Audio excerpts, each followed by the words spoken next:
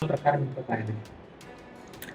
सोमवारी 13 तारखेला दुपारच्या वेळेस बाजूलाच राहणाऱ्या आरोपी विजय भोसले याने निर्भया लहान मुलीस आंबे देतो, आंबे आणलेत म्हणून स्वतःच्या घरी बोलवून तिच्यावर लैंगिक अत्याचार केला. त्याबाबतची आम्हाला हॉस्पिटलमधनं माहिती मिळाल्यानंतर आम्ही जाऊन त्याबाबतचा गुन्हा दाखल केलेला आहे. त्यानंतर आरोपीचा शोध घेऊन आरोपीस अटक केलेला आहे. ते प्रकरण समोर कसं आलं, आईला कसं कळलं? ज्या वेळेस मुली ओरडली त्याच वेळेस, ज्यावेळेस कृती झाली त्यावेळेस आईला आवाज आल्याने आई त्या ठिकाणी गेली आणि ते आईने पाहिलं.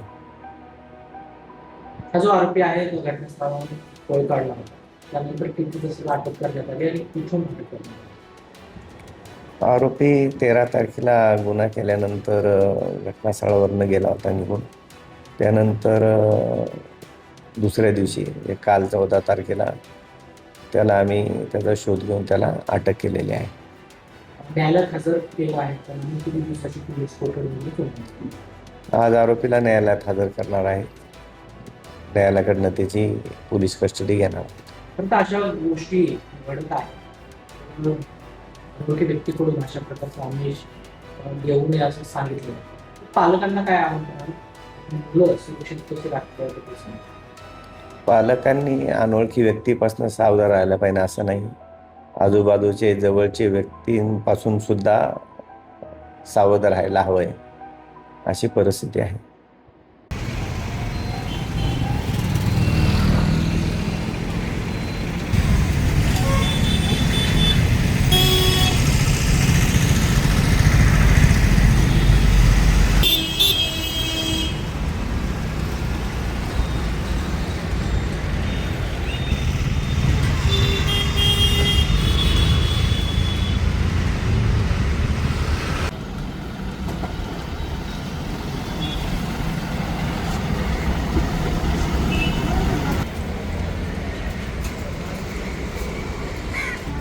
एक मिनिट सर, सर या